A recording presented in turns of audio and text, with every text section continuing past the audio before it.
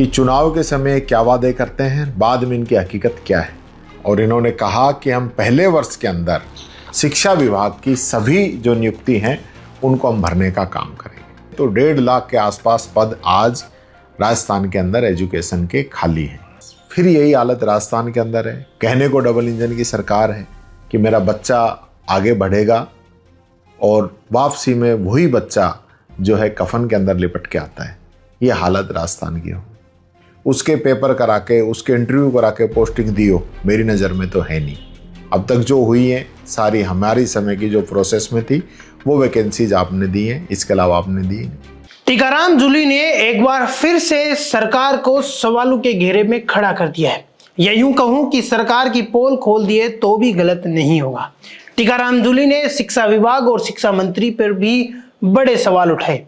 टीकाराम जूली ने एक वीडियो में कहा कि भाजपा, राजस्थान भाजपा सरकार है, उसके मैनिफेस्टो में जो लिखा हुआ था कि 1 साल में हम रिक्त पद है शिक्षा विभाग के वो भर देंगे। 1 साल क्या 2 साल हो गए हैं सरकार को, और शिक्षा विभाग के जो रिक्त पद है वो 1.5 लाख से भी ज्यादा हो चुके हैं, और उन रिक्त पदों को भरने के लिए कोई भी कार्य है वो नहीं चल रहा है। साथ ही में कहा कि ट्रांसफर को लेकर इनके पास कोई नीति नहीं है। टीकाराम जूली ने क्या कहा, आइए सुनते हैं। आज राजस्थान की जनता के सामने भारतीय जनता पार्टी के घोषणा पत्र की एक सच्चाई आप लोगों के सामने लेके आया हूं, और मैं चाहता हूं कि प्रदेश की जनता इनके वादों को भी जाने कि चुनाव के समय क्या वादे करते हैं, बाद में इनकी हकीकत क्या है। ये मैं आपको दिखाना चाहूँगा। ये इन्हीं का घोषणा पत्र के अंदर वादा है जो इन्होंने कहा था, पेज नंबर 33। और इन्होंने कहा कि हम पहले वर्ष के अंदर शिक्षा विभाग की सभी जो नियुक्ति हैं उनको हम भरने का काम करेंगे। आज 2 वर्ष कंप्लीट होने को हैं। 1 वर्ष तो आपका पूरा ही निकल गया, दूसरा भी पूरा निकल गया, लेकिन हकीकत क्या है? हकीकत ये है जो आज के न्यूज़पेपर के अंदर जो आपकी आज न्यूज़ आई है, इसमें 1,23,000 से अधिक पद तो माध्यमिक शिक्षा के खाली हैं।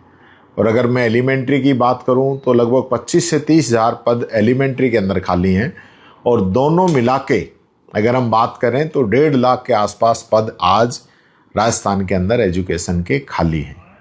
तो फिर आपने वादा क्यों किया था जब आप पूरे नहीं कर सकते? तो एक तरफ तो मोदी जी वाली बात होगी कि मैं 2 करोड़ युवाओं को रोजगार दूंगा, महंगाई खत्म करूंगा, भ्रष्टाचार खत्म करूंगा, आतंकवाद खत्म करूंगा, भारत को विश्व गुरु बनाऊंगा, डॉलर रुपए बरोबर करूंगा। सारी बातें पूरी नहीं कर पाए, और आज फिर यही हालत राजस्थान के अंदर है। कहने को डबल इंजन की सरकार है।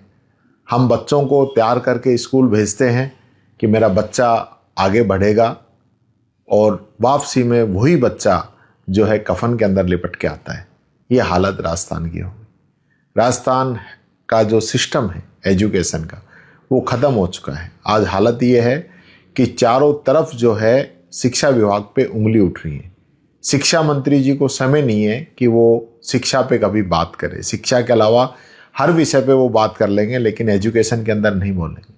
आपकी ट्रांसफ़र पॉलिसी किस प्रकार से बैन के अंदर आप ट्रांसफ़र कर रहे हो, लोगों को ज़िले के अंदर जगह खाली होने के बावजूद भी दूर दूर जगह आप भेज रहे हैं।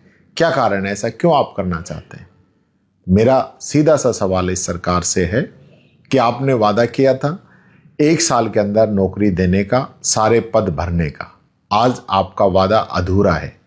और एक बात और आपसे कहना चाहूँगा कि अभी तक आपने जो वैकेंसियाँ जो दी हैं वो सारी हमारी सरकार के समय में शुरू हुई थी, जिनकी भर्तियाँ हुई हैं। अभी इन पौने 2 वर्षों में जहाँ तक मुझे ध्यान है, मैं इस बात को कहना चाहूँगा कि ऐसी कोई भर्ती आपने खुद विज्ञप्ति जारी करके, उसके पेपर करा के, उसके इंटरव्यू करा के पोस्टिंग दी हो, मेरी नज़र में तो है नहीं। अब तक जो हुई हैं सारी हमारी समय की जो प्रोसेस में थी वो वैकेंसीज आपने दी हैं, इसके अलावा आपने दी नहीं। आपने कहा कि हम हर वर्ष 1 लाख नौकरी युवाओं को देंगे, उस पर कोई बात नहीं। तो इसलिए मैं आपसे कहना चाहूँगा, मैंने आज मुख्यमंत्री जी को लेटर भी लिखा है। मैं ये मुख्यमंत्री जी को पूरी बातें इसके अंदर मैंने लिखी हैं, जो इनका वादा था वो उनको याद दिलाया है। देखते हैं मुख्यमंत्री जी इस पत्र पे कितना गौर करते हैं, और उनका जो जवाब आएगा वो भी मैं आपके सामने ज़रूर आप लोगों को बताऊंगा कि मुख्यमंत्री जी कितना संवेदनशील हैं, कितने जागरूक हैं, कितने अपनी जनता के प्रति जवाबदेह हैं।